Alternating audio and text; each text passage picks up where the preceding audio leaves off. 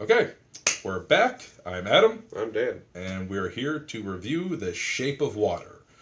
Um, okay, so I'm just going to start off by saying that if you watched any of our past reviews, you've known for quite a few weeks we've been waiting to see this movie. Yeah. This movie, ever since I heard about it, which was probably back in like August, September, has been getting nothing but great reviews. It's got nothing but fucking Oscar buzz. It's at this moment right now, it's got the most nominations at the Golden Globes. It's a film that I've seen on plenty of critics' top 10 lists so far. Everyone is loving this film, so, and I like Guillermo del Toro. I'm a fan of Pan's Labyrinth. I don't really like the first Hellboy, but I do love the second Hellboy, which is odd because usually it's swapped The other between way, yeah, people. But I actually really love the second Hellboy. Loved Blade 2 when he did that. I love Blade 2. It's the best one out of the three. And I love Pacific Rim.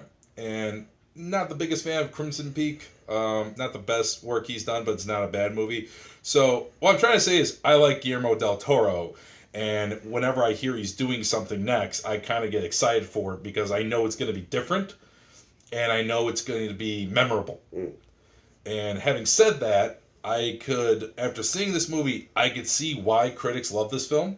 I can understand why it's on a lot of people's top 10 lists. I can understand why it's getting nominations.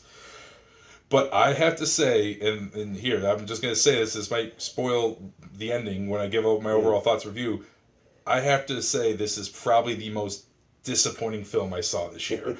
I like Guillermo del Toro enough. I'm nowhere near as big a fan as you. Mm-hmm. Not anything because like I don't like his movies. Just I haven't seen as many of them, and I don't follow him quite as enthusiastically. But I do enjoy his stuff. And I especially like his style.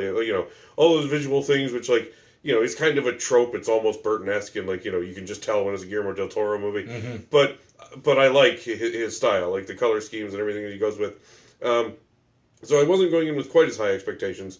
I mean, I definitely heard the same stuff about all the critics love it. Yeah. Like I was familiar with that, but I wasn't going in with quite as high expectations. And I think that might temper my feelings a little bit because this was definitely not to me the most disappointing thing I saw this year by a long shot. But I do agree that while I can definitely see why critics love it and everything, I don't necessarily share their enthusiasm for it either. No, I was gonna say actually, I'll correct myself. I won't go with disappointing. Right. I'll go with most overrated thing I've seen this year. I'll go with that. That's probably a better way to say it. It's the most overrated movie I've seen this year. Right, and again, like I don't know if it's necessarily the most that I've seen, but I do agree. I'm not entirely sure I share the critics' enthusiasm for it because. It was a very well-made movie. Cinematography wise, Del Toro keeps up his reputation of being just whether it's him or the cinematographers he works with. He just has top-notch taste in that. Everything about this movie, the visuals are memorable, the colors, the look of the creature, even it's kind of a period piece. Even that, so cool looking, so very pretty and well shot. Lots of blues, lots of greens. Oh yeah, lots of blues, lots of greens. Very colorful. Dark and it's weird. There's dark colors, but they're still very colorful. They pop. Everything about the movie is meticulously crafted to stick in your mind, and that's done fantastically. Like Sally Hawkins, she's the one who that's right. Who plays the mute. Whose name is escaping me unfortunately in the movie, but she's the main character, and she does give a really great performance. I really like her performance a lot. I don't think it's award worthy though. A lot of people, obviously she's getting nominated for Best Actress, and I'm pretty sure at the Oscars she'll get nominated for Best Actress and shit like that. The performance that to me sticks out the most that I absolutely loved in this film was Michael Shannon as basically the bad guy. Yeah. You need someone to play crazy. Just get him because that's basically his MO these days. It is kind of weird in that he's almost typecast that way. He's intimidating. He's fucking creepy. He's just you feel like fucking dirty watching him. It's just he's able to just play just a creep so well, and someone that you want to see fucking just get his comeuppance. Just fucking get what's over. At the same time, one of the things I'm impressed with, and this is as much his performance as it is the writing. He is a scumbag. He's the bad guy. And really at no point in the film do you necessarily sympathize with him. But he's written to a point where, even without, feeling bad for him or or like saying maybe he's misunderstood. He's not misunderstood. You understand the whole time he's a bad guy, but you still get it. Yeah. He's not like the unthinkable evil. He's not like, like I just want to murder you and your family. Mm-hmm. He's the sort of bad that comes from that comes from upbringing. I forget the actor's name, it escapes me, but the older guy who's yeah, Sally Hawkins. I feel like I should know his name. Yeah, he's in everything. Sally Hawkins, her neighbor is this older, closeted homosexual artist. Yeah. And he gives a really great performance in it, and he's the one that so far has been getting nominated for Best Supporting Actor from the movie. I don't to me it's like if I had to pick between him and Michael Shannon, I go with Michael Shannon. I don't understand why he's not getting nominated. Right. But he still gives a really great performance. Yeah, it's not that this guy doesn't deserve it. It's just in the face of Michael Shannon, how do you not nominate him? But no, this guy gives a good one too. I also like Octavia Spencer in the movie. Yeah, she was really good. Octavia Spencer saying she's good in the movie, it's like duh, but she's really good in it. Like she does a lot of the talking that Sally Hawkins' character literally can't do. Yeah. And so in some ways she's kind of a little bit more of like the comedy relief, but at the same time she plays it in a way where you understand that she's basically that's her way of coping for she knows what this person is going through. And is trying to give her a voice. I was gonna say she's us. In a way. She's the audience. She's the one who has to learn about these things and figure this out and kind of not really explain it, but kind of give exposition when it's needed and stuff like that. Yeah, but she does really well in it also. The asset, who's the Guild Man, that I call him. That's just what we're gonna call him. Which is a practical effect. It's a suit. And I think the only thing that's CGI is his eyes. I think that's the only thing that's CGI. But man, is it fucking impressive looking. It looks amazing. And if this doesn't get nominated for Best Makeup, I don't understand how. Right. And the way he plays him, how you can see that, he's learning and he's figuring things out. And you to the point where you sympathize and you connect with this creature. And you can see how Sally Hawkins is connecting with it. And it's just really good. I really loved his performance too. Yeah. The performance of the creature, Doug Jones, not the incoming senator from Alabama, but the actor Doug Jones, is fantastic. It's one of those things, it's a wordless performance. He can't, he's not even human. He can't talk. Yeah. But even more than Sally Hawkins' character, it's all his eyes and his facial expressions and his body movements, and it's but you look at it and you don't need words. You know what he's thinking. What he's going through. You know when he's going. Yeah, you know when he's in pain. You know when he's curious. He's trying to learn. And you know when he's scared or frightened and all that stuff. And it works extremely well. Oh yeah. And he is very good in it. So with the good out of the way, I'll now talk about why I'm so why the things I don't like about the film, the things that I understand why critics like it. And I'll start with one, and that is the kind of heavy-handed message or theme of the movie. Yeah. And it's all summed up in one scene. And you actually see it in the trailers.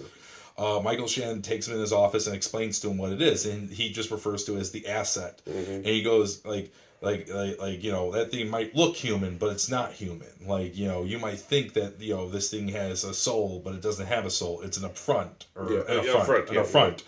And then he asks, "Do you know what that means?" And she's like, "Yeah, it's offensive to God." And he goes, "Yes." He's like, "That's not in God's image. God's image is man. I'm in God's image, sort of thing." So I sit there and I go, "Okay, I get it." Yeah. He's a gill man, so he's a freak. Right. She's a mute, so she's a freak. You got a black woman and a gay guy. She's a black woman in the 60s, so she's a freak. Yeah. And you got the gay artist, he's a freak. I'm sitting there going, I get it. Yeah. All right, okay, I understand now. It's a little bit too obvious. It's too obvious. It's a little bit heavy-handed, and and again, I don't want to ruin anything for anybody. I'm not going to mention what this is because I won't want to ruin it for people who want to see it. But there is a scene in this movie that comes out of fucking nowhere. Yeah.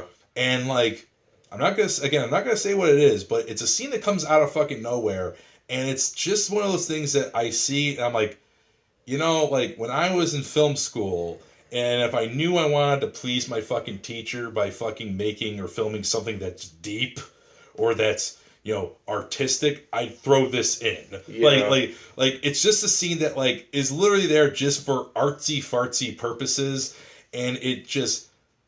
it's a drastic shift in tone and doesn't need to be in the movie. And part of it is, like you said, that it comes out of nowhere. And this is thrown in with no build up, with no, with no reason for it to happen other than, oh, this would be like a cool way to show what they're trying to show in that scene, which is obvious if you've seen it. And that's the other thing, is like it is done for like artsy fartsy reasons and to try to be like, like some big grand thing. But then it's like, I think of like these things that are supposed to be artsy fartsy. They're also supposed to be kind of vague. Usually that's what they're, is like they're kind of vague and like they're open to interpretation. You know exactly what this is for. Yeah. Like there's nothing vague about it. It's like, I get it. It spells it out. To be here. It spells it out to you very clearly. Yeah. And it's not needed. And then like other stuff, like the fact that like, when they're explaining how she's mute and like how like she's been mute since she's a baby, and I'm sitting there thinking to myself, like, there's people who are just born mute, like they didn't develop vocal cords. But no, like she has these 3 scars on the side of her neck. But I get it. It looks like gills. Yeah. Like, okay. See, that's another thing. Is like they tell it, like, without spoiling what happens in the movie, it's a normal human woman falling in love with a fish man. You can guess where they at least want it to go, and like they're telegraphing it so hard. Yeah. It's like how could it not go there? Yeah, like it looks like she has gills. Yeah. Like, okay, like I was it needed, but I get it, And then like just like the end of the movie, really. Yeah, this is how I'll describe the ending. The ending feels like as if Guillermo del Toro was originally going to end it like 3 minutes prior. Yeah. And then like you would have been like, okay, that's a good and kind of a bold ending. Yeah. Like if he ended it like that, that's that's not normal. That's kind of it'd be cool. Like basically like the idea that you have this fantasy movie then all of a sudden gets fucking derailed into reality. Yeah. Is what I'm trying to say without giving anything away. That would have been cool. But then it feels as if like he had a different ending and they test screened it and no one liked it, so they were like, give us the Disney happy ending. Yeah. And that's what he then gave them. And that's how the ending feels. The ending feels like a second ending that was made to appease audiences just to give them the Disney farewell happy ending. Kind of, yeah. But obviously, I'm going to believe that's not the case, because when a guy is making a movie about a woman falling in love with a fish man, I believe he has complete creative control. Yeah. So I don't think that's the case. This is the ending that he wanted, and it's the ending that I really don't agree with. Yeah. And at the end of it, when it happens, I just kind of scratched my head, and I looked at you, and I was like, so that was an ending? like that was stupid. Yeah.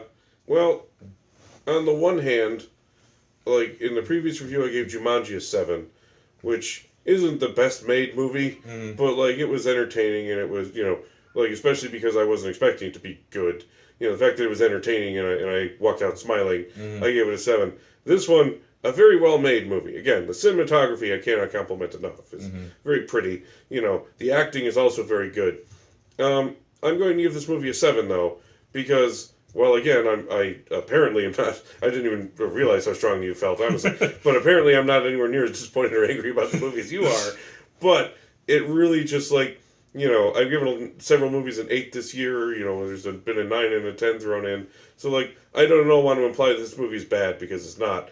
But there were movies that stuck with me more. My overall thoughts is maybe I'm overselling my anger towards it. I'm not angry at the movie. It's just that I was expecting to absolutely love this film because I do like Guillermo del Toro, and from what everybody said and all critics and shit like that have been saying and all the nominations and shit's been getting, I was expecting to love this film. I was expecting this film to be in my top 10. I was expecting to fucking sit there and talk about why I think it's so great and how we'll fucking remember this years from now and shit like that.